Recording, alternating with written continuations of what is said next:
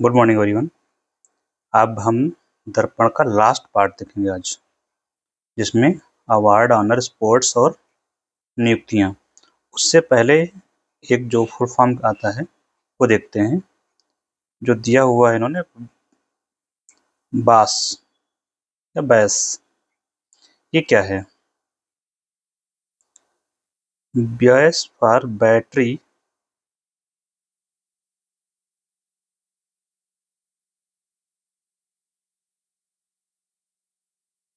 As a service.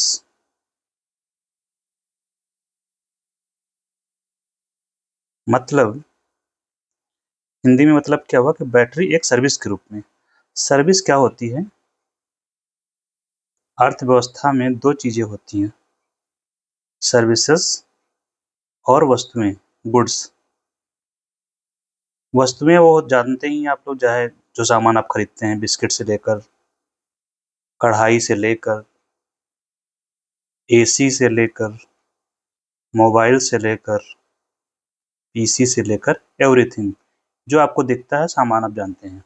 Services में आपको doubt होगा, सर्विसेज में आपको जहाँ पर पैसे तो आप देते हैं लेकिन आपको सामान कुछ नहीं मिलता, वैसा कुछ। जैसे आप डॉक्टर के यहाँ जाते हैं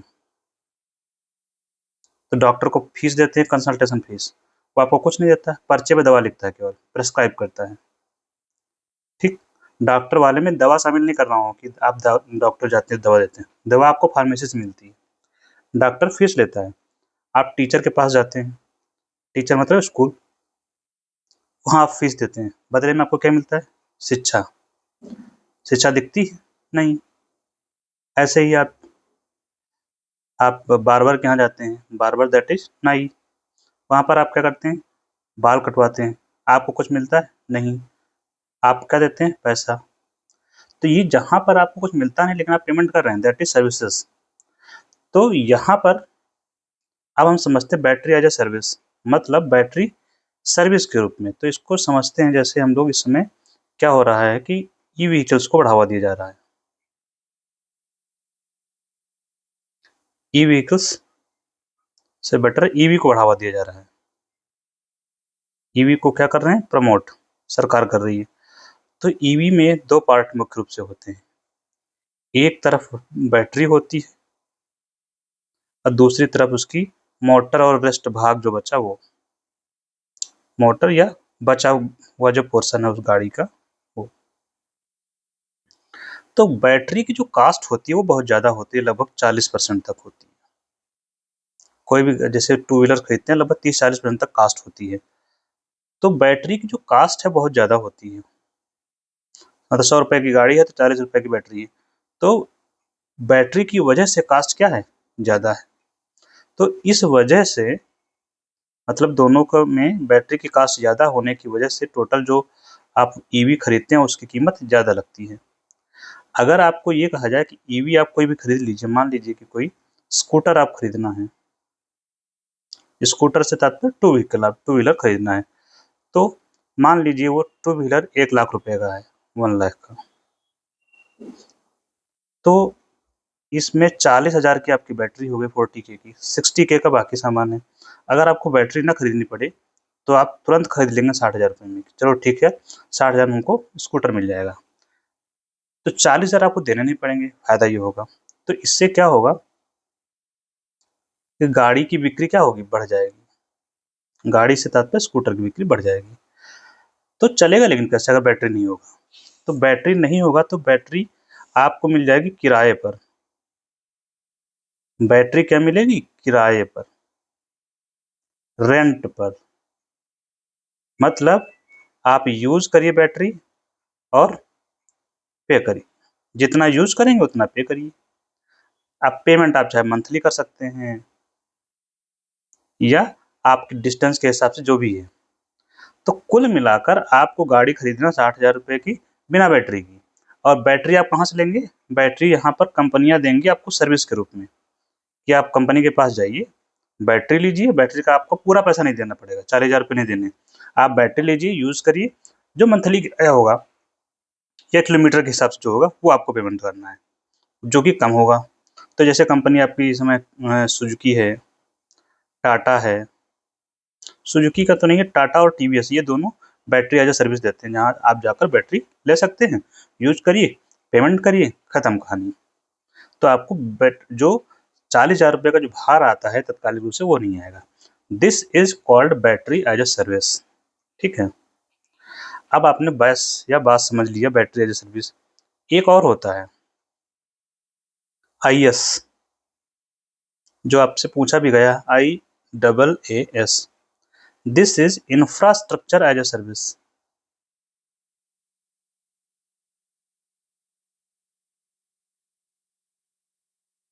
ये तो यूपीएससी में भी एक बार आया है, पीटी में। मतलब इस समय जो आपको सेवा के रूप में क्या मिलेगा, इंफ्रास्ट्रक्चर। जैसे आप स्टोरेज कर सकते हैं, आप नेटवर्क यूज कर लीजिए,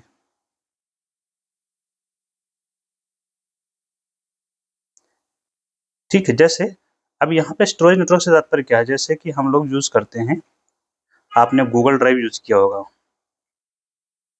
मोबाइल में आता है ना गूगल ड्राइव, तो उसमें क्या करते हैं हम लोग, अपनी फाइल सेव कर लेते हैं, फाइल सेव करते हैं। लेकिन ये ड्राइव हमारी थोड़ी ना है, हम कहाँ सेव कर रहे हैं, नेटवर्क पर। नेटवर्क का इस्तेमाल करके, किसके, गूगल का कंप्यूटर होगा कहीं पर, कंप्यूटर तो वहीं होगा अमेरिका में, तो वहाँ पर हमारी फाइल सेव होती है। लेकिन हमने खरीदा तो कुछ नहीं है, ना हमारा कंप्यूटर है, ना हमारी हार्ड डिस्क है, कुछ भी नहीं है, लेकिन हम सेव कर पा रहे हैं। तो ये जो सर्विस मिल रही है ये क्या है, इंफ्रास्ट्रक्चर एज अ सर्विस है, इंफ्रा एज अ सर्विस। और इसके बदले में आपको, तो शुरू में तो 2 GB या 4 GB इसमें फ्री कर रखा है ना, 4 GB तक फ्री है। इसके बाद आपको एक्स्ट्रा GB चाहिए तो पेमेंट करना पड़ेगा। तो वो पेमेंट आप करते हैं सिर्फ किस लिए, स्टोरेज के लिए। तो this is infrastructure as a service. Storage है, नेटवर्क है, उनके स्टोरेज से हम यूज कर सकते हैं, किसी और का भी काम कर सकते हैं। तो इंफ्रास्ट्रक्चर मतलब स्टोरेज डिवाइस, स्टोरेज करना या नेटवर्क यूज करना, ये सारी चीजें आ जाती हैं। तो सर्विस यहाँ कौन दे रहा है, गूगल ड्राइव है, इसके अलावा वन ड्राइव करके है, और भी चीजें आती हैं। तो आप कंसेप्ट समझ गए होंगे। एक और होता है ऐसा ही, जिसको बोलते हैं सास। ये क्या है, ये है software as a service. Same, आप इसमें सॉफ्टवेयर यूज कर सकते हैं, और सॉफ्टवेयर यूज करके अपना काम कर सकते हैं। आपको सॉफ्टवेयर खरीदना नहीं है, सॉफ्टवेयर क्या करना है, बस रेंट पर। रेंट का मतलब पेमेंट किया, तो 1 महीने खरीदा तो 1 महीने आप यूज कर लीजिए, उसके बाद सॉफ्टवेयर नहीं यूज कर सकते। एक होता है हम लोग पूरा सॉफ्टवेयर खरीद लेते हैं, फिर अपने जीवन काल में जब तक है तब तक यूज करते हैं, दोबारा पेमेंट नहीं देना पड़ता। यहाँ पर क्या है, जैसे कि आपका सॉफ्टवेयर है कैनवा, जैसे माइक्रोसॉफ्ट 365, ठीक है। ऐसे ही आपकी जो चैट जीपीटी है, कुछ फ्री है, उसके बाद आपको पेमेंट करना पड़ता है। ऐसे ही आपका गूगल नोटबुक, गूगल का माइक्रोसॉफ्ट नोटबुक है। तो ये सॉफ्टवेयर क्या है, हम यूज कर सकते हैं। विशेष रूप से हम यहाँ पर फोकस करेंगे सॉफ्टवेयर एज अ सर्विस। तो ये क्या है, हम पेमेंट करेंगे और इनका इस्तेमाल कर सकते हैं। पेमेंट नहीं दोगे तो आप इस्तेमाल भी नहीं कर पाओगे। तो ये हो गया सॉफ्टवेयर एज अ सर्विस, या फिल्मोरा है।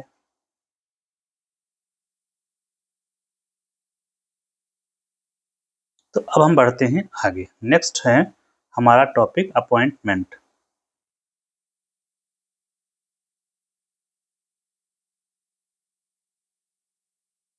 नियुक्तियों के बारे में। तो पहला है हमारा इसमें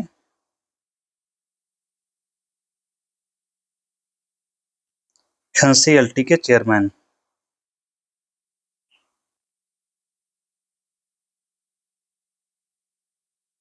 किसे बनाया गया है, अनुपेंद्र सिंह, अनुपेंद्र सिंह।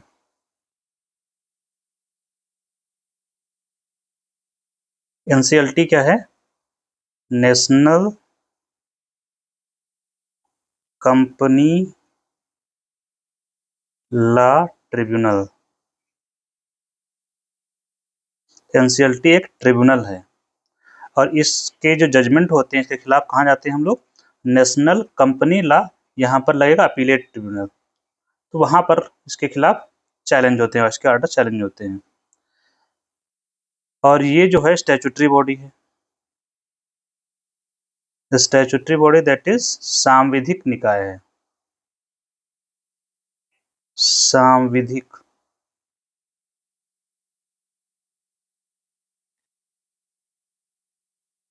और इनका कार्यकाल होगा 5 और 67, 5 साल या 67 साल की उम्र, जो भी पहले हो। मतलब पहले अगर 67 साल कंप्लीट हो गए इनकी उम्र के तो, या फिर 5 साल तक अधिकतम रहेंगे। तो ये हो गए एनसीएलटी। आपको पता होगा आप जो पॉलिटी में ट्रिब्यूनल का प्रावधान कहाँ कौन से भाग में है? भाग, संविधान का भाग 14 क या 14A और 14B। ए में एडमिनिस्ट्रेटिव ट्रिब्यूनल है और बी में ये वाली ट्रिब्यूनल्स हैं जो स्टैट्यूटरी ट्रिब्यूनल्स हैं। नेक्स्ट है नेस्कॉम।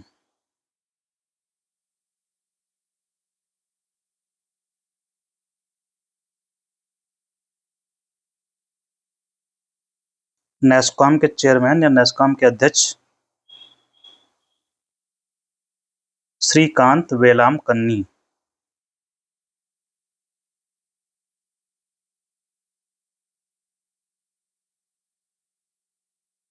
नेस्कॉम क्या है? नेस्कॉम एक एसोसिएशन है, किसका? सॉफ्टवेयर और सर्विस कंपनी का। National association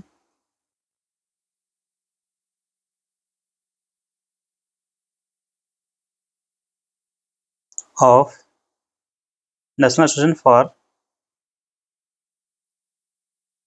software and service.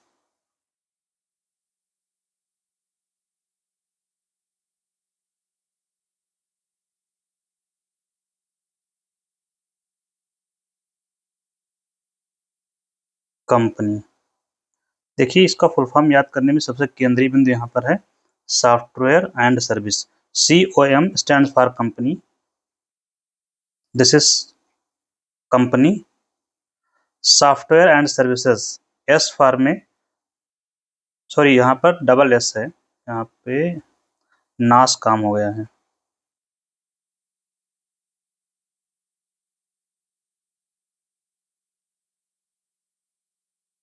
ये हो जाएगा सॉफ्टवेयर एंड सर्विसेज। तो इतना जरूरी काम है, बाकी तो आप भूल जाएंगे तब भी काम चल ही जाएगा आपका। सॉफ्टवेयर एंड सर्विस कंपनी का एसोसिएशन है। नेक्स्ट है प्रसार भारती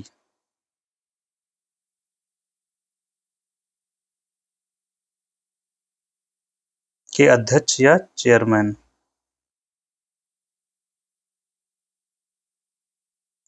मिस्टर प्रसून जोशी को बनाया गया है।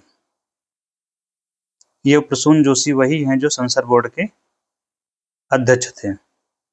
और ये प्रसार भारती क्या है, कौन से मंत्रालय के अंतर्गत आता है? इंफॉर्मेशन एंड ब्रॉडकास्टिंग, सूचना एवं प्रसारण मंत्रालय के अंतर्गत काम करता है। तो ये CBFC के चेयरमैन थे मिस्टर प्रसून जोशी, अब इनको यहाँ का चेयरमैन बना दिया गया प्रसार भारती का। तो CBFC के चेयरमैन किसको बनाया गया?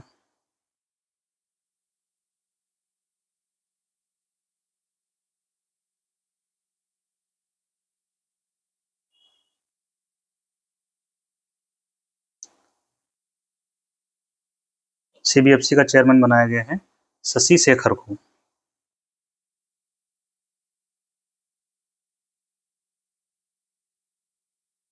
CBFC क्या है? Central board of film certification.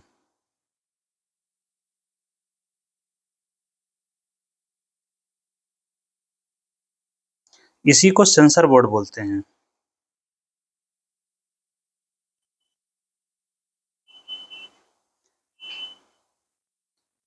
Shashi Shekhar Vempati पूरा नाम है इनका। और ये काम क्या करता है सेंसर बोर्ड?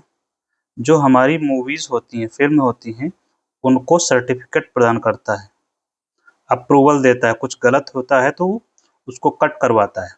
अब जब सर्टिफिकेट देता है तो उसमें कैटेगरीज होती हैं, जैसे कि ए कैटेगरी है, यूए कैटेगरी है या यू कैटेगरी है। तो यूए ये एडल्ट्स के लिए ओनली,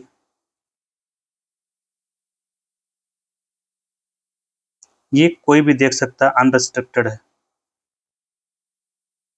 ये पेरेंटल गाइडेंस है, अनरिस्ट्रिक्टेड है, लेकिन एडल्ट्स भी कुछ कंटेंट है तो पेरेंट्स की गाइडेंस में देखना होता है, पेरेंटल गाइडेंस में।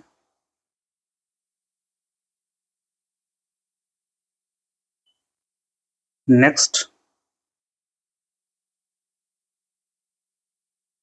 आरबीआई के डिप्टी गवर्नर।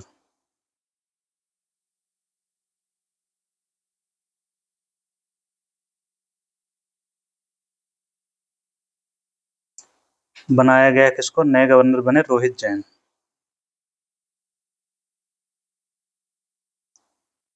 तो आरबीआई का अगर गठन देखते हैं तो कैसा है आरबीआई का?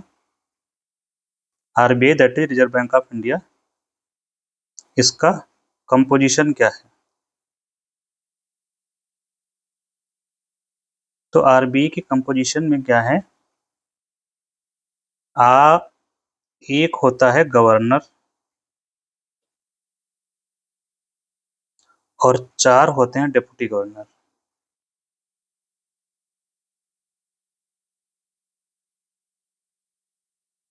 इन 4 डिप्टी गवर्नर में से 2 जो गवर्नर होते हैं वो आरबीआई के स्टाफ से प्रमोट होते हैं, आरबीआई के स्टाफ से प्रमोट होकर बनाए जाते हैं।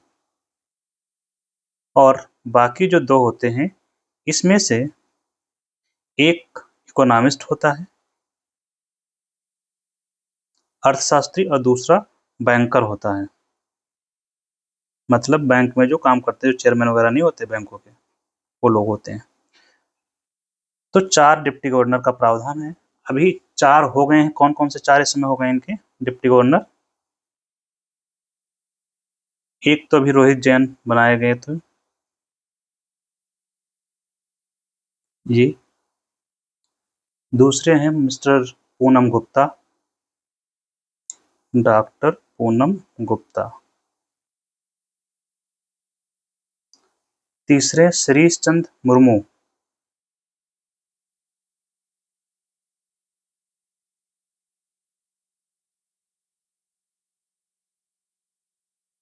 और चौथे हैं मिस्टर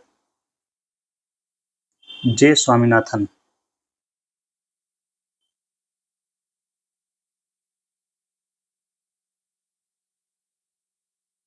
ये 4 हैं मौजूदा स्तर पर। आरबीआई के बारे में अगर कुछ बातें आपको जाननी है, जैसे आरबीआई का गठन, आरबीआई एक्ट 1934, कौन सी कमेटी के द्वारा इसका गठन किया गया था? तो हिल्टन एंड यंग कमेटी।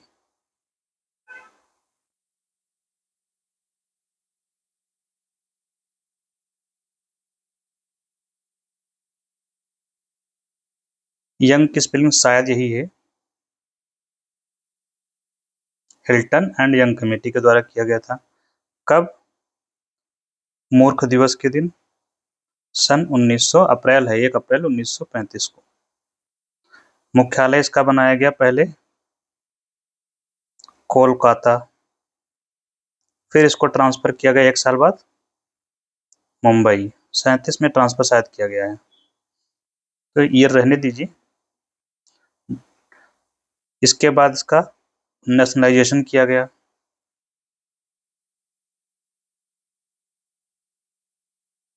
1949 को।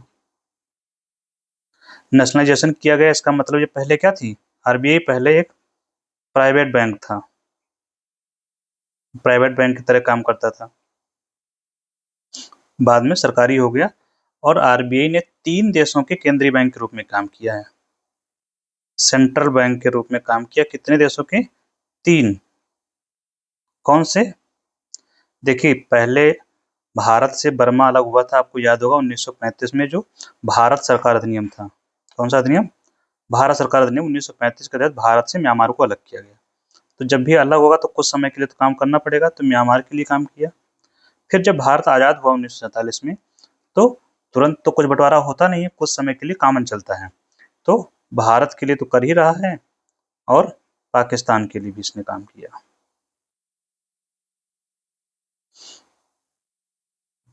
बाकी इसके काम आप लोग जानते हैं आरबीआई के, जैसे कि मॉनेटरी पॉलिसी बनाना, मौद्रिक नीति का निर्माण करना। सबसे महत्वपूर्ण काम तो यही है।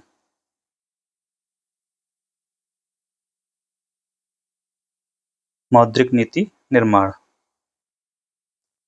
बैंकों को लाइसेंस देना और सबसे जरूरी बात, मुद्रास्फीति कंट्रोल करना इसका काम है।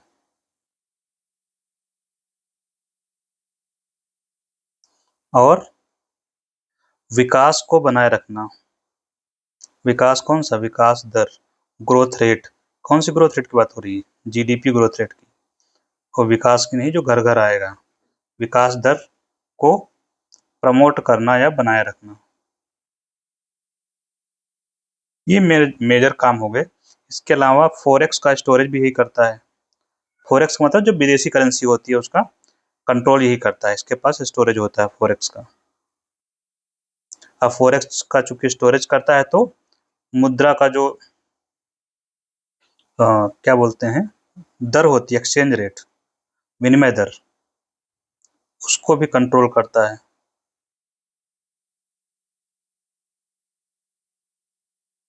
तो ये मोटे मोटे काम हमने लिख दिए।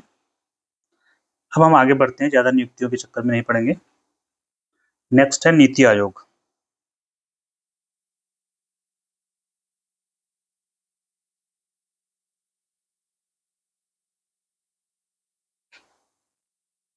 नीति आयोग के उपाध्यक्ष की नियुक्ति की गई है।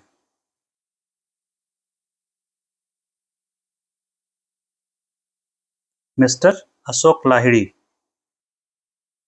क्या नाम है? अशोक लाहिड़ी। नाम में हमेशा मेजर नेम पकड़ो, जैसे अशोक है या लाहिड़ी है। पूरा नाम याद करेंगे तो फिर बहुत सारे अपॉइंटमेंट्स होते हैं, याद करना बहुत मुश्किल हो जाता है। इसके साथ ही पूर्णकालिक सदस्य भी कुछ नियुक्त हुए हैं, हमारे मतलब का नहीं है फिलहाल। नीति आयोग आप लोग जानते हैं क्या है? NITI।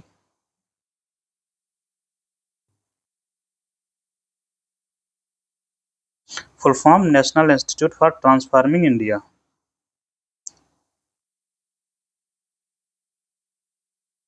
National institute for transforming India. इसकी स्थापना कब हुई? 1 जनवरी को मोदी जी 14 में आए हैं, उसके अगले साल मोदी जी ने कर दिया है। किसकी जगह पर की गई?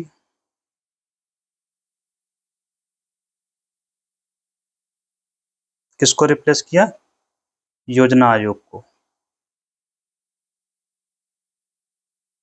जिसकी स्थापना 1950 में की गई थी। ठीक, ये कैसा निकाय है? सांविधिक निकाय नहीं है फिलहाल। सांविधिक निकाय नहीं है, मतलब कार्यपालिका के प्रस्ताव द्वारा गठित है।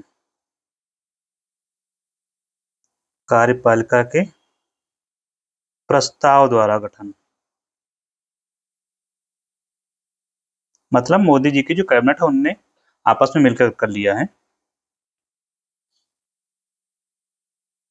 एक और बात, इसका अध्यक्ष कौन होता है? जैसे योजना आयोग का अध्यक्ष कौन था, तो इसका एक्स ऑफिशियो अध्यक्ष होता है प्रधानमंत्री।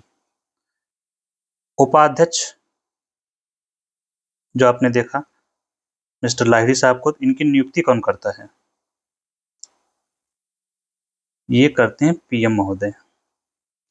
देखिए, जब भी स्टैट्यूटरी बॉडी होती है, सांविधिक निकाय, वहाँ पर नियुक्ति हमेशा लगभग 90%, 99% राष्ट्रपति करता है।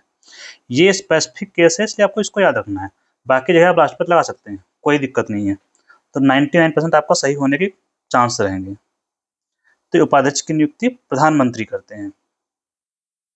ये इसको क्या बोलते हैं, भारत का थिंक टैंक कौन है? इसको भारत का थिंक टैंक बोला जाता है।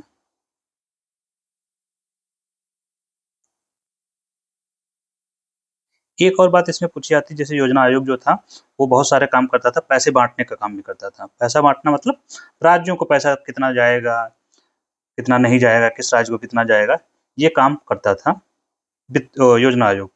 तो नीति आयोग के पास ऐसा कोई काम नहीं है। तो वित्तीय संसाधन के बंटवारे में इनका योगदान नहीं है। फाइनेंशियल संसाधन का मतलब वही पैसा, फाइनेंशियल रिसोर्स मतलब वित्तीय संसाधन, दैट इज पैसा। वित्तीय संसाधन के बंटवारा में भूमिका नहीं है। इसका सीधा कोई बंटवारा नहीं करता है, ये केवल नीति निर्माण करता है, सरकार को सलाह देता है।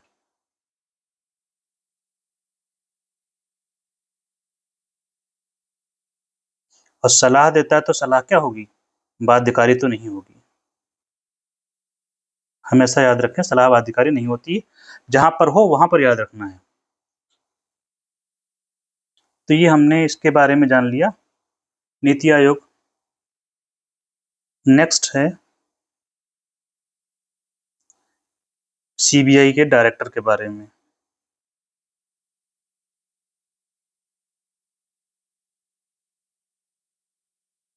सीबीआई के डायरेक्टर का कार्यकाल बढ़ाया गया है, कितना? 1 साल। 1 साल का विस्तार दिया गया है। इंग्लिश में क्या होगा, 1 साल का एक्सटेंशन, 1 ईयर एक्सटेंशन दिया गया है। और कौन बने हुए हैं इसमें? प्रवीण सूद बने हुए हैं, मिस्टर प्रवीण सूद। विस्तार का मतलब क्या होता है कि पहले से नियुक्त थे, इनका जो कार्यकाल था वो खत्म हो रहा था, तो 1 साल के लिए और बढ़ा दिया गया है। क्योंकि सीबीआई के जो डायरेक्टर हैं, सीबीआई क्या है, सेंट्रल ब्यूरो ऑफ इन्वेस्टिगेशन, इसका प्रमुख होता है डायरेक्टर।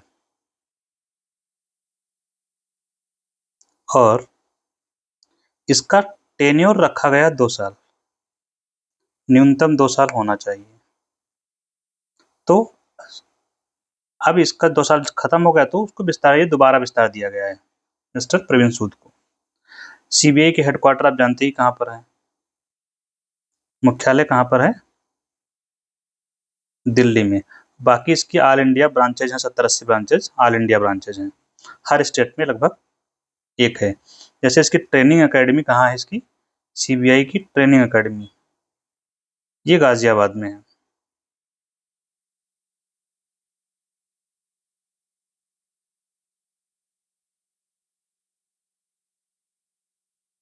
और गाजियाबाद कहाँ है? उत्तर प्रदेश में। तो इस सीबीआई के बारे में कुछ हो गया। नेक्स्ट है युगांडा के प्रेसिडेंट।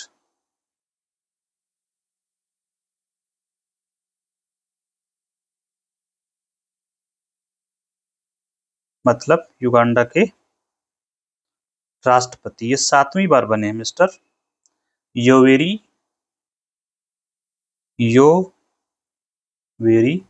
मुसेवेनी।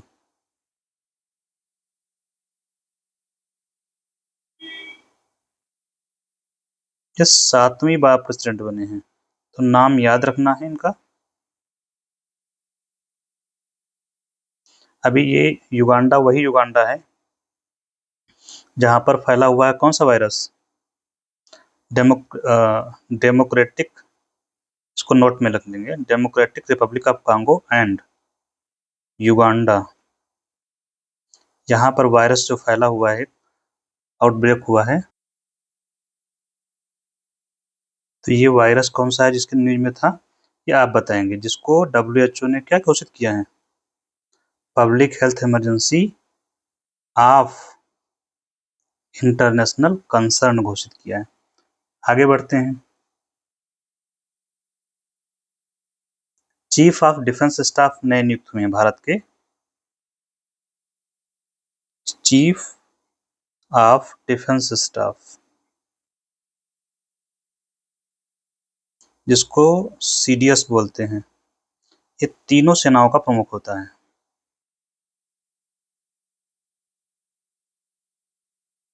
क्या नाम है इनका, मिस्टर सुब्रमण्यम, NS राजा सुब्रमण्यम।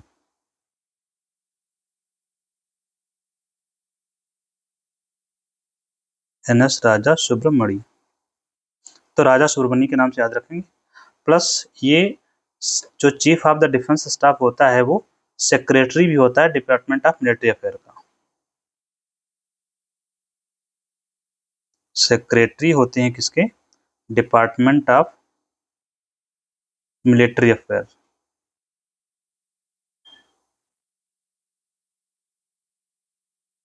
जैसे इसरो का चेयरमैन जो होता है वो डिपार्टमेंट ऑफ स्पेस का सेक्रेटरी होता है। मिलिट्री मतलब सैन्य मामलों का विभाग जो होता है उसके। ये तीसरे CDS हैं।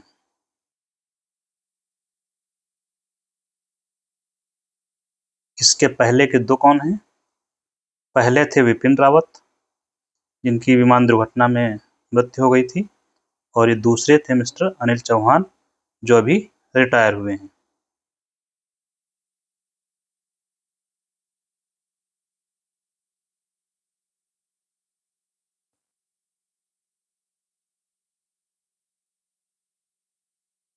नेक्स्ट, नेवल चीफ,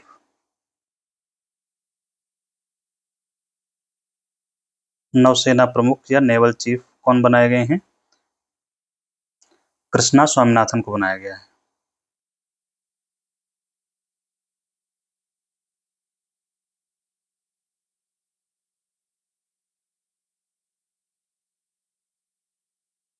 नेक्स्ट है संसदीय समितियों के बारे में।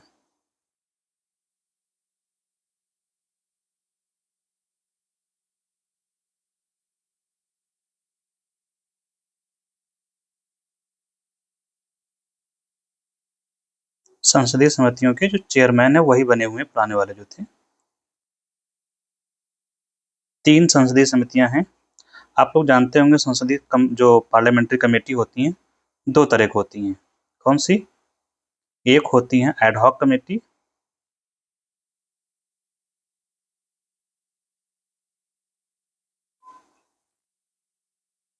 और दूसरी होती है स्थायी समिति या परमानेंट कमेटी।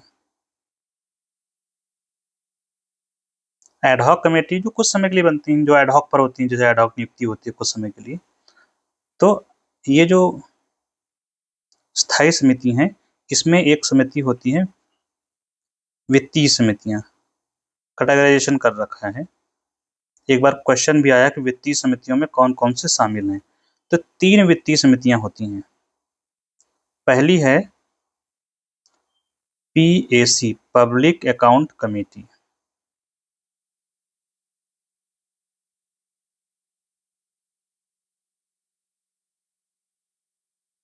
पब्लिक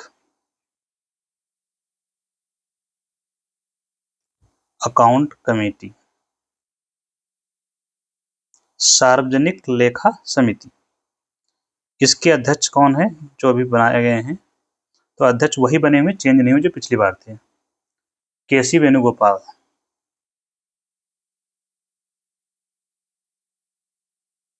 ये जो होते हैं सब सांसद लोग होते हैं, वही नियुक्त होते हैं। KC वेणुगोपाल। परंपरा क्या है, जनरली विपक्ष का नेता जो होता है, विपक्ष के किसी सदस्य को बनाया जाता है, तो सत्ता पक्ष का नहीं होगा। ये परंपरा है, कोई प्रावधान नहीं है। और ये कितने साल के लिए बनती है, कोई भी कमेटी जो संसद में बनती है लगभग 1 साल के लिए होती है, हर कमेटी 1 साल के लिए होती है लगभग। तो आपको जो एक्सेप्शन है वो याद रखना है, 1 साल के लिए होती है ये कमेटी। कंपोजिशन अगर देखें, संगठन तो 15 लोकसभा से होते हैं सदस्य और 7 राज्यसभा से होते हैं। इसको कहते क्या हैं? इसे, ये जो हमारे क्या बोलते हैं, सीएजी होता है, नियंत्रक एवं महालेखा परीक्षक, सीएजी की रिपोर्ट की जांच करता है और सवाल पूछता है सरकार से। इसीलिए सीएजी को पीएसी का मित्र कहा जाता है। सीएजी को पीएसी का मित्र कहते हैं। तो ये हो गया पीएसी के बारे में। दूसरी कमेटी है एस्टीमेट कमेटी।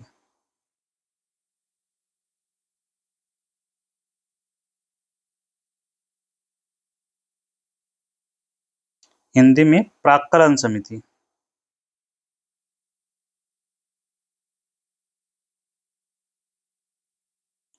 इसके जो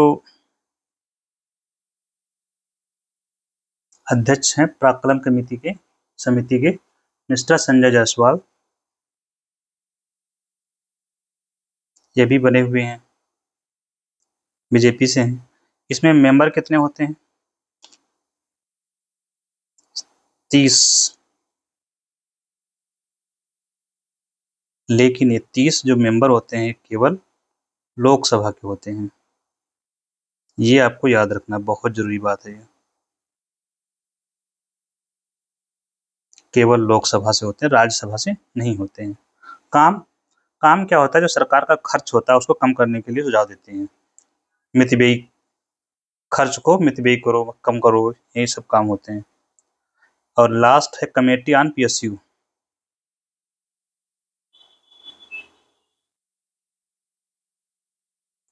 पीएसयू मतलब पब्लिक सेक्टर अंडरटेकिंग, सार्वजनिक उपक्रमों पर समिति।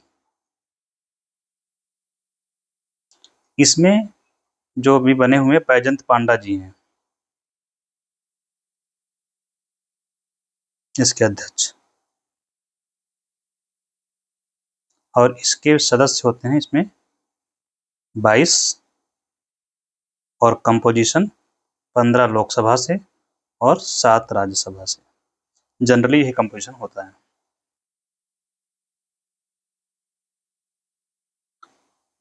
नेक्स्ट, CII के चेयरमैन।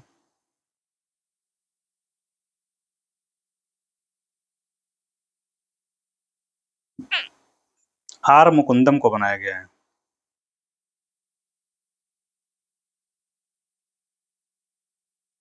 CII क्या है? ये सरकारी संघ नहीं है, बल्कि ये इंडस्ट्री का संघ है, जो इंडस्ट्री में लोग काम करते हैं, जैसे जो इंडस्ट्रियलिस्ट होते हैं उनका, कंपनीज का। कन्फेडरेशन ऑफ इंडियन इंडस्ट्री, तो नाम से स्पष्ट है कि भारत के जो इंडस्ट्री है उन्हीं का संघ है। तो जैसे एसोसिएशन होता है ना, अभी नेस्कॉम पढ़ा, सेम यही है। तो ये इंडस्ट्री के लोगों का संघ है। अब हम बढ़ते हैं नेक्स्ट, ऑनर्स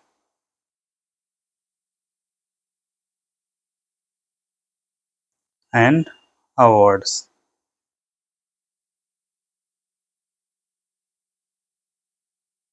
पहला अवार्ड है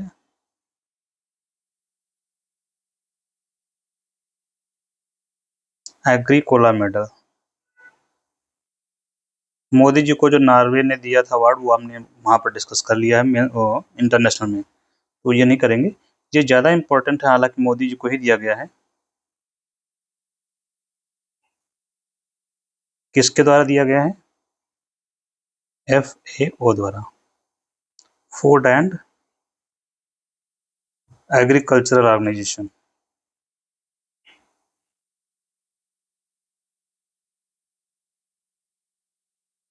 इसका मुख्यालय कहाँ है? इटली गए थे मोदी जी, वहीं पर दिया गया है। तो इटली में इसका मुख्यालय है, रोम में। और इसकी स्थापना 1948, इसको आप चेक करेंगे। और ये संयुक्त राष्ट्र संघ की एजेंसी है।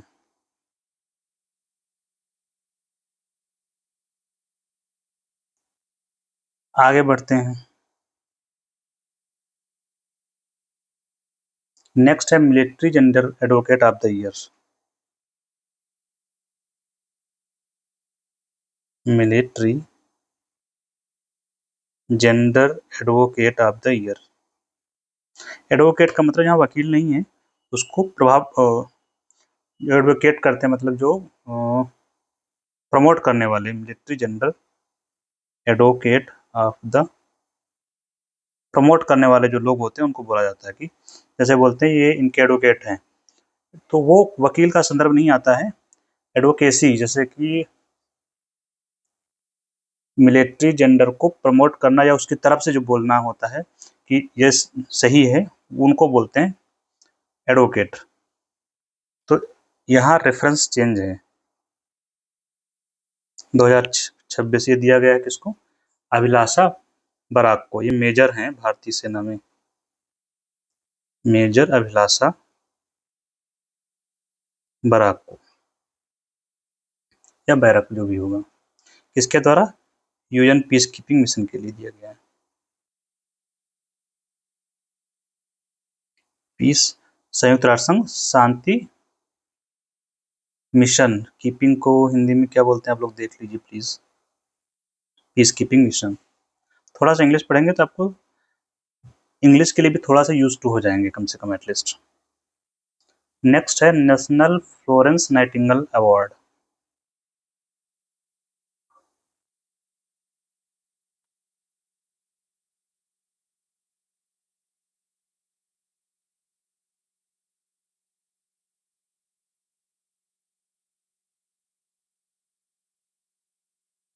फ्लोरेंस नाइटिंगेल ये नर्सिंग के क्षेत्र में इन्होंने काम किया हुआ है, उन्हीं के नाम पर है। तो ये नर्सिंग के लिए दिया जाता है। नर्सिंग मतलब जो डॉक्टर्स हैं, नर्सेज हैं, जो स्वास्थ्य क्षेत्र में काम करते हैं। तो 15 लोगों को दिया गया है भारत के, और 15 लोगों में एक मेजर है जिसका नाम है लिसम्मा पीवी।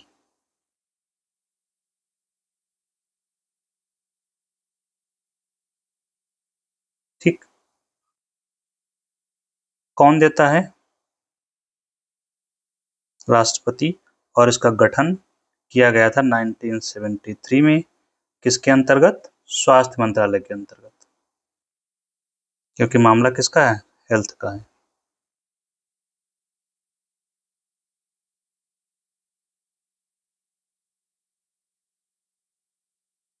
नेक्स्ट गिलेर्मो कैनो,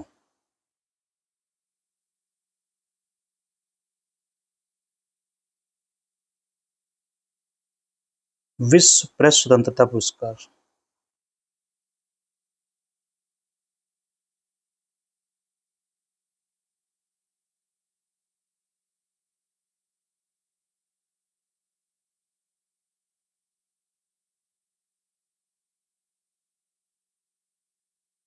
कौन देता है पुरस्कार, यूनेस्को। किसको दिया गया है, सूडानी पत्रकार संघ को। किसी व्यक्ति को नहीं, पूरे पत्रकार संघ को दिया गया, सूडानी पत्रकार संघ।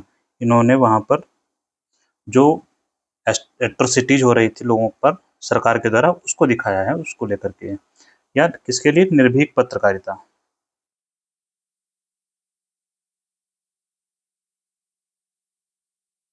जो कि भारत में क्या है, दांव पर लगी हुई है।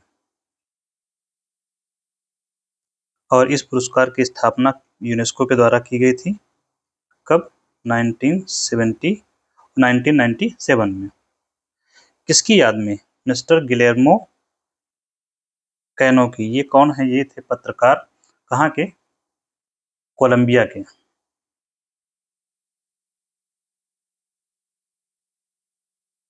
इन्हीं की स्मृति में ये पुरस्कार बनाया गया।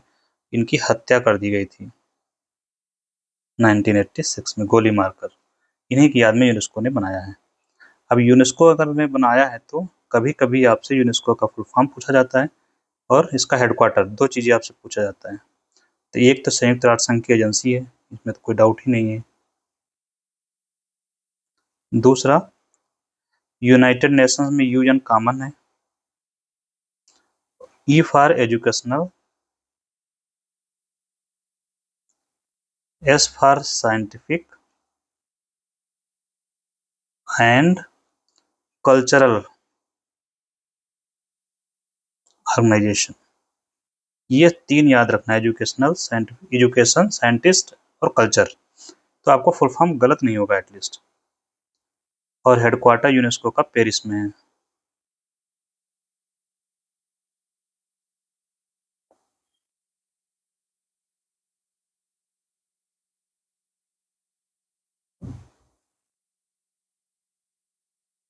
नेक्स्ट है पुलित्जर प्राइज 2026।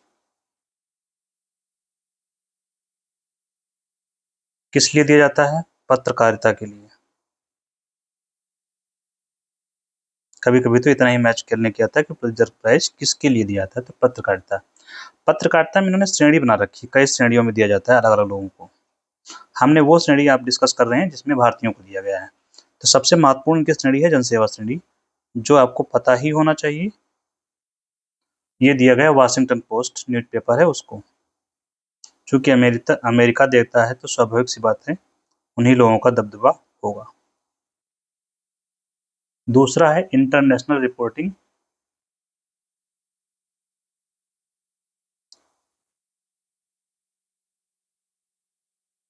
यहाँ एक बात आप याद रखेंगे, पिछले साल का जो पीसीएस का पेपर हुआ था, यूपी पीसीएस का, उसमें ये क्वेश्चन मैचिंग के लिए आया हुआ पुलित्जर प्राइज। 4 श्रेणियां दी गई थी और उसके नाम दिए हुए थे किसको दिया गया है।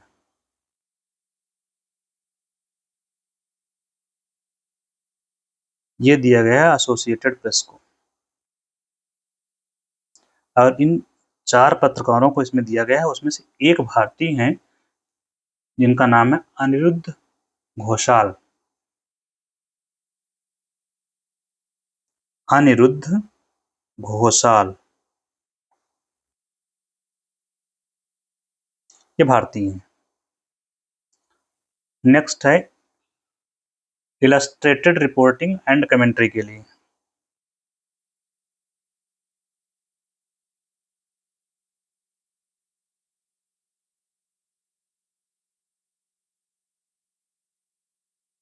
Reporting and commentary,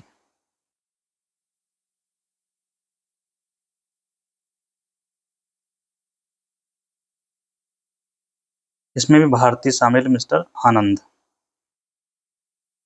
Anand R K और सुपर्णा शर्मा।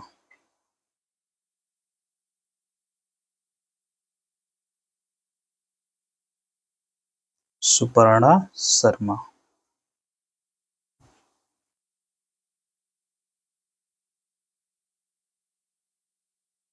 नेक्स्ट है कांस फिल्म फेस्टिवल।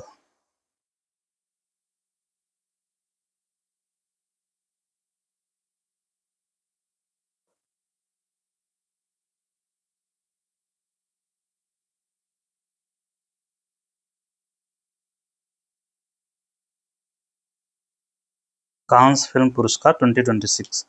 ये कहाँ आयोजित होते हैं? कांस एक लोकेशन है फ्रांस में, तो वहीं पर आयोजन होता है। तो कांस पुरस्कार कौन से देश द्वारा दिए जाते हैं? फ्रांस के द्वारा।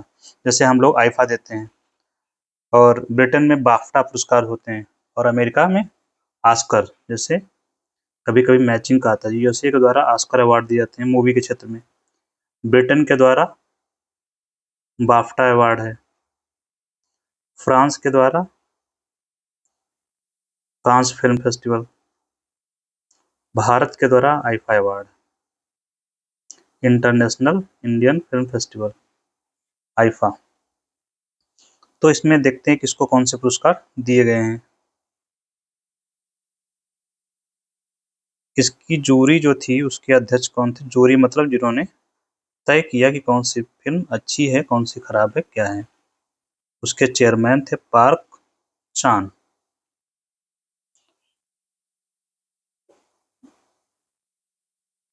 यहाँ पर जो एक भारतीय मूवी का रोल है, इसलिए हम यहाँ पर वो स्पेसिफिक मेंशन कर रहे हैं, अनसर्टेन रिगार्ड्स।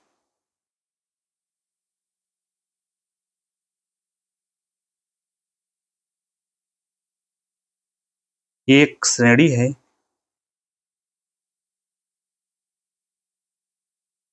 श्रेणी में मूवी का जो नाम है एलिफेंट इन द फॉग श्रेणी में पुरस्कार मिला है एलिफेंट इन द फॉग। हो सकता है ये आपसे पूछा जाए क्योंकि भारत के जो अविनाश विक्रम शाह हैं वो इससे जुड़े हुए हैं।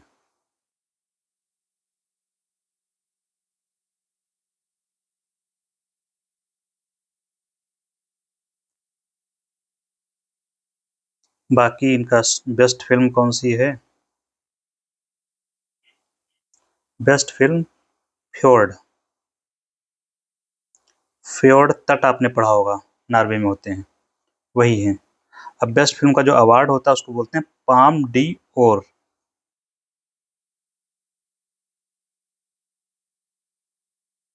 Palme d'Or, O R for और नहीं Or, Palme d'Or award दिया गया है। बेस्ट फिल्म का जो अवार्ड है उसका नाम है पाम डी ओर, वो दिया गया है फ्योर्ड को। बेस्ट एक्टर इमैनुअल मैक्विया,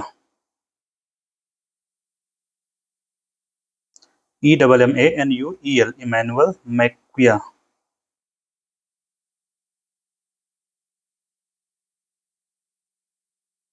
और एक्ट्रेस का अवार्ड जो गया है best heroine virgin एफी।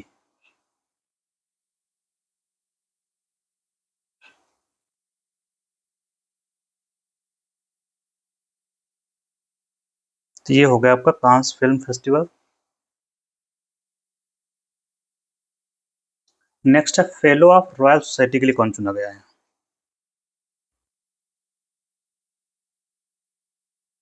Fellow of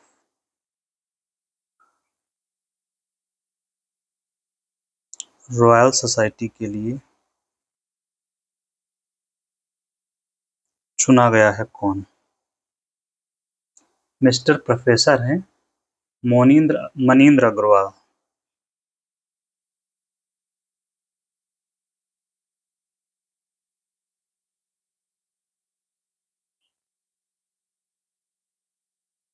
ये IIT कानपुर के डायरेक्टर हैं।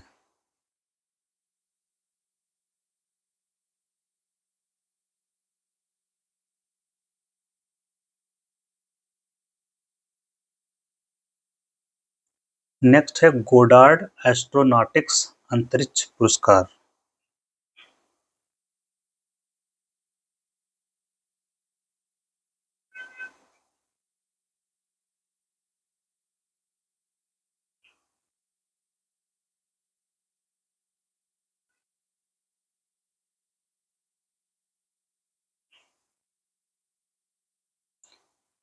ये बहुत जरूरी है, इसको याद रखना, कम से कम इसरो को मिला है।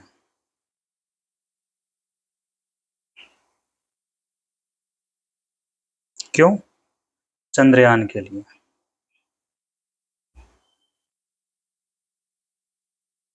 और इसने ऐसा क्या काम किया है? दक्षिणी ध्रुव पर उतारा है हमने, साउथ पोल पर, दक्षिणी ध्रुव पर लैंडिंग के लिए।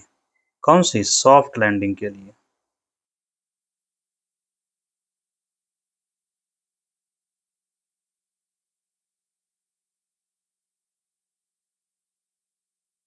नेक्स्ट है इंटरनेशनल बुकर प्राइज।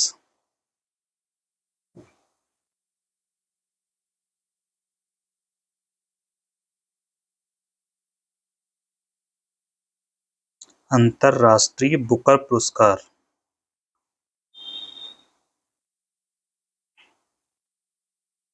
2026। ये क्वेश्चन भी पूछा गया 2025 में आया था, UPRO में 2025 का अवार्ड पूछा गया था। तो किस पुस्तक को दिया गया है? ताइवान ट्रेवेलॉग को।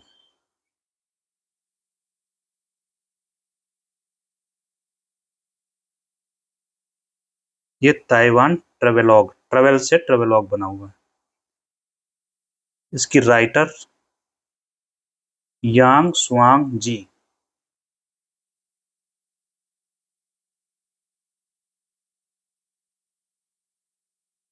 ये ताइवान से हैं,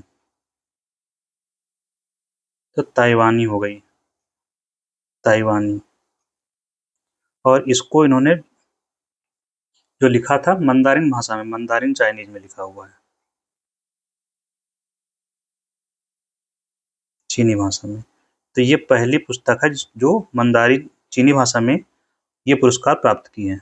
और इसके जो अनुवादक हैं उनका नाम है लिन किंग। लिन किंग, इन्होंने इंग्लिश में अनुवाद किया, ट्रांसलेट किया है। अब इसमें प्राइज कितना मिलेगा? जितना भी मिलेगा 50,000 पाउंड मिलेगा, और ये दोनों के बीच में 50-50% शेयर किया जाएगा। 50-50% दोनों को मिलेगा, मतलब 50,000 का आधा 25,000 रुपये दोनों को मिलेगा। तो ये मंदारिन भाषा की पहली पुस्तक है जिसे इंटरनेशनल बुकर पुरस्कार मिला है। अगर हम 2025 की बात करें इंटरनेशनल बुकर प्राइज का, 2025 में जो मिला था, किसको मिला था? पुस्तक थी द हार्ट लैम्प, राइटर थी बानो मुश्ताक। ये कन्नड़ लेखिका थी, भारतीय थी, उनको मिला था। और जो अनुवाद किया था दीपा भाथी ने,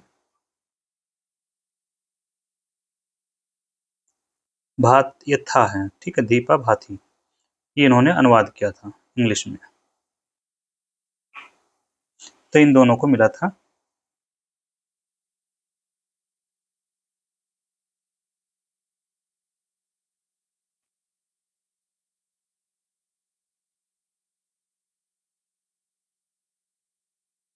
जो डिसीज्ड हैं उनमें कौन कौन से नाम है? रघु राय,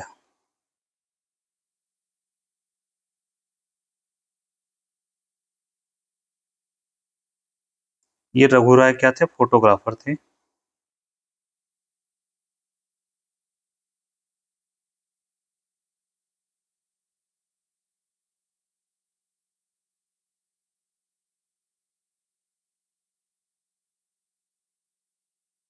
जेनिफर पेस, इनका निधन हो गया है। ये थी बास्केटबॉल की कैप्टन, तो बास्केटबॉल प्लेयर थी। ये लिएंडर पेस की माँ है, लिएंडर पेस की मदर।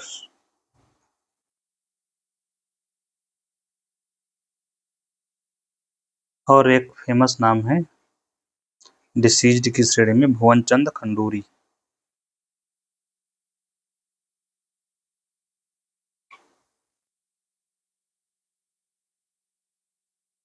ये उत्तराखंड के चीफ मिनिस्टर रहे हैं, यूके के सीएम।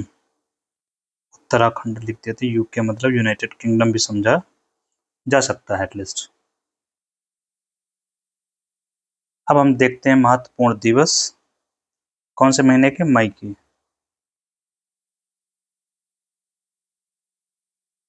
1 मई को महाराष्ट्र अपना दिवस मनाता है, और गुजरात दोनों का राज्य दिवस है, क्योंकि 1960 में इनका गठन हुआ था बॉम्बे प्रेसिडेंसी को विभाजित करके। दूसरा, 1 मई को लेबर दिवस मनाया जाता है, मजदूर दिवस। नेक्स्ट है 3 मई, प्रेस स्वतंत्रता दिवस।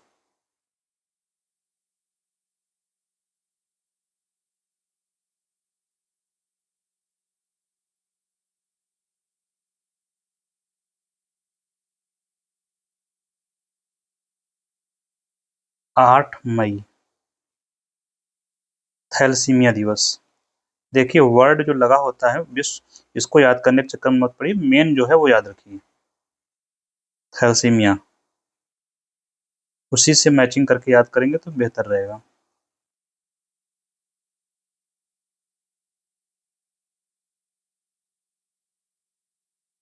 11 मई, राष्ट्रीय प्रौद्योगिकी दिवस। राष्ट्रीय मतलब हमने घोषित किया हुआ है, ये भारत का है, नेशनल इंडियन। यहाँ पर आपके लिए जो ज़रूरी है कम से कम याद रखना, ये याद रखना है कम से कम, ये याद रखना है और ये याद रखना है। नेक्स्ट है 12 मई वैसाख दिवस। कई बार वैसाख पूछा जाता है किससे जुड़ा हुआ है, बुद्ध जी से जुड़ा हुआ है, बुद्ध पूर्णिमा को।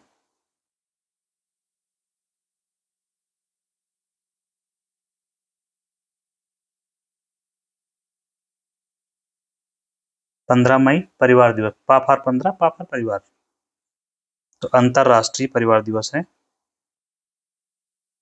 International family day.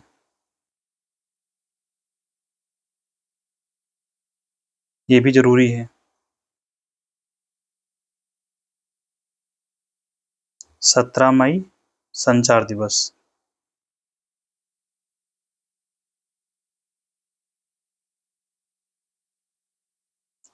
18 मई विश्व म्यूजियम दिवस।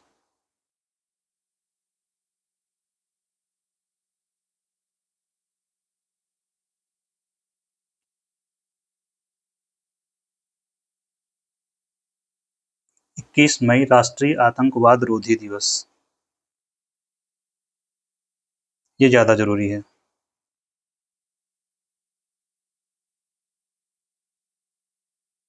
क्यों मनाया जाता है? क्योंकि इसी दिन राजीव गांधी की हत्या कर दी गई थी 91 में।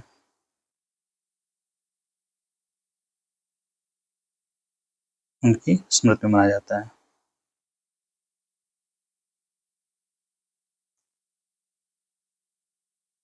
22 मई जैव विविधता दिवस, बायोडायवर्सिटी दिवस। ये आपको दोनों याद ही रखने, जो लाल वाले हैं। इसके बाद है आपका 23 मई को टर्टल,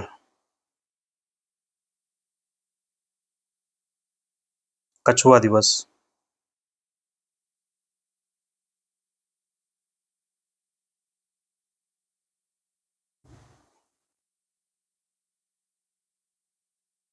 25 मई इसलिए इम्पोर्टेंट लिख रहा है, इस वक्त फीफा हो रहा है, फीफा से जुड़ा हुआ है, तो वर्ल्ड फुटबॉल डे मनाया जाता है।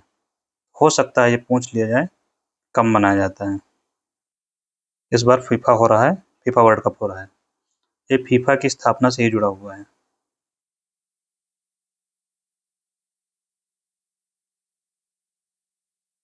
फीफा की स्थापना 1924 में हुई थी, तो पहला वर्ल्ड कप उन्होंने जो खेला था 25 मई 1924 को। फीफा ने अपना पहला जो फुटबॉल खेला था 1924 में, ओलंपिक में खेला था पहला फुटबॉल, जिसको फीफा ने जो है खिलवाया था एक प्रकार से रेगुलेटरी बॉडी के रूप में ओलंपिक के अंदर। ये फीफा उसमें अपना अलग से नहीं करवाता था, अलग से करवाना शुरू किया 1930 से। तो ओलंपिक में जो फुटबॉल का वर्ल्ड कप हुआ था 1924 में, उसी की याद में 25 मई को मनाया जाता है। तो में भी पूछा जाए, फीफा की स्थापना 1904, फीफा 4।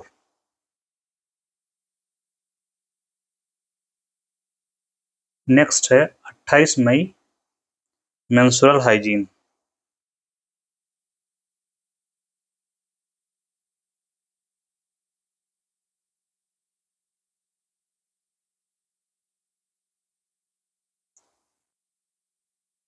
इस पर काफी फोकस कर रही है, इसलिए आपको हो सकता है पूछ लिया जाए, तो याद रखें मेंस्ट्रुअल हाइजीन पीरियड से जुड़ा हुआ है। स्पेलिंग, या जो मंथली साइकिल आता है महिलाओं में, मंथली साइकिल, उससे जुड़ा हुआ है। मेंस्ट्रुअल हाइजीन का हिंदी में क्या होगा, आप लोग देख लीजिए मेंस्ट्रुअल हाइजीन का हिंदी। और लास्ट है 30 मई, जो सबसे जरूरी है, हिंदी पत्रकारिता दिवस। कहीं ना कहीं से आपसे पूछ लिया जाता है ये सवाल। क्यों मनाया जाता है? 30 मई 1826 को उदंत मार्तंड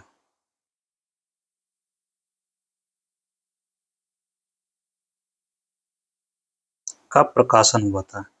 उदंत मार्तंड पत्र था, मंथली, मासिक पत्रिका थी। उसका प्रकाशन जो 1.5 माह बाद बंद भी हो गई थी। 1.5 मंथ तब बंद हो गए थे कुल मिलाकर 1826 के 1.5 महीने में। इसीलिए हम हिंदी पत्रकारिता दिवस 30 मई को मनाते हैं। अब बुक्स जो चर्चा में थी कुछ, सबसे पहली है अपनापन। इसको तो याद ही रखो। ये हमारे कृषि मंत्री शिवराज सिंह चौहान प्लस मध्य प्रदेश के पूर्व सीएम, उन्होंने लिखा है, मोदी जी के साथ जो लम्हे बिताए हैं उस पर है। दूसरा है घोस्ट आई।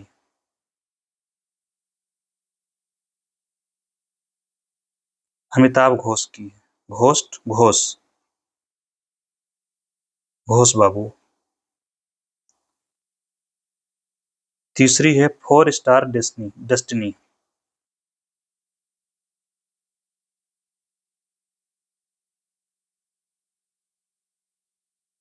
ये MM नरवाने की है, हमारे नेवल चीफ थे जो। तीनों ही पुस्तक इंपॉर्टेंट हैं XYZ रीजन से, ठीक है, तो तीनों ही याद रखेंगे कम से कम। कुछ सम्मेलन हुए जैसे ब्रिक्स के न्याय मंत्री का सम्मेलन,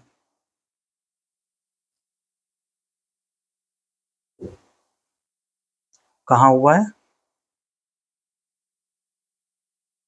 गुजरात की राजधानी गांधीनगर में। एक अभ्यास है सिनबैक्स,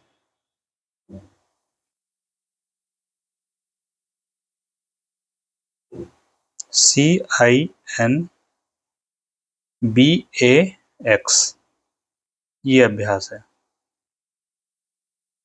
C for Cambodia, IN for India. किसके साथ हुआ है?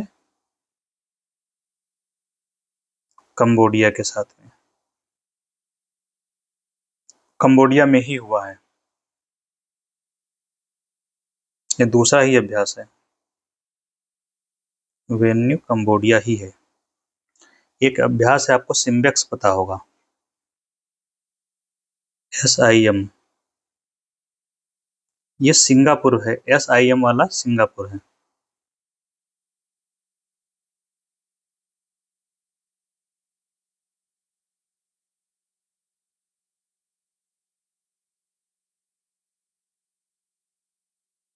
नेक्स्ट है मिशन वंदे मातरम।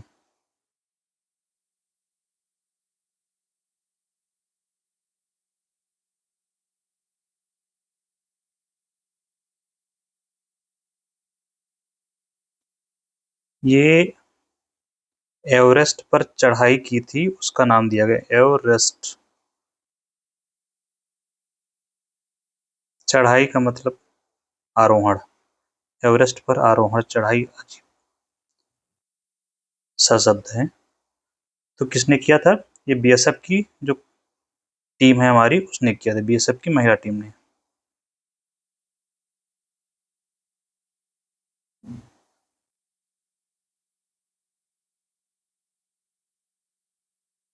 नेक्स्ट है प्रगति सैन्य अभ्यास।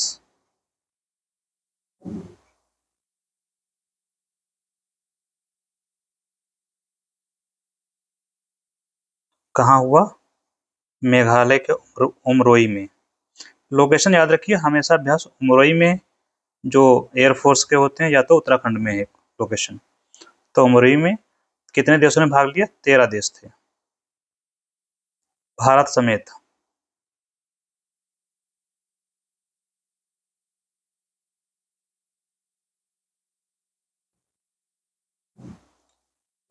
एवरेस्ट आरोहण पर रिकॉर्ड बने हैं, वो हम लोग देख लेते हैं। एवरेस्ट आरोहण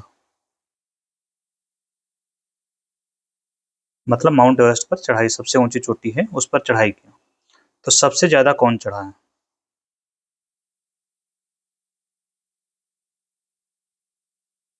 सर्वाधिक 32वीं बार ये रिकॉर्ड है कामी रीता शेरपा के पास।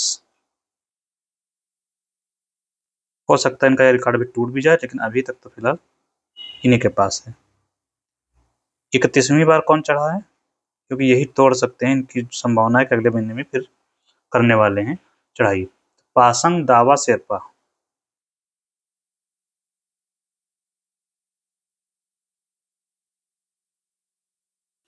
शेरपा क्या होते हैं, जो नेपाल के जो पर्वतारोही होते हैं, एक गाइड होते हैं, नेपाल के गाइडिंग टूर होते हैं, जो माउंट एवरेस्ट पर आपको गाइड करते हुए ले जाते हैं। महिला के मामले में अगर देखें, सबसे ज़्यादा कौन सी महिला ने चढ़ाई की है, वहाँ पर महिला हाईएस्ट एवर 11वीं बार। नाम है, बहुत ही खतरनाक नाम है, आधा ला पूरा हा हम बड़े आ की मात्रा और क्या। तो महिलाओं में इनका नंबर सबसे अधिक बार चढ़ाई की है, लाक्या शेरपा ने। और अदर देन शेरपा की बात करें, जो नॉन शेरपा हैं, तो 20वीं बार चढ़ाई की है, आरोहण किया है, जो गैर शेरपा है। शेरपाओं को तो अनुभव होता है, तो ये टूरिस्ट टाइप के कैंटन नाम है इनका।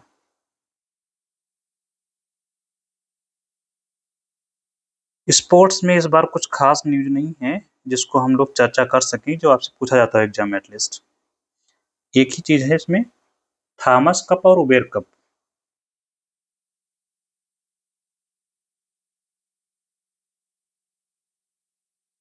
ये किससे जुड़े हुए हैं, तो बैडमिंटन से जुड़े हुए हैं। इसी के साथ हम लोग खत्म करते हैं। Thank you.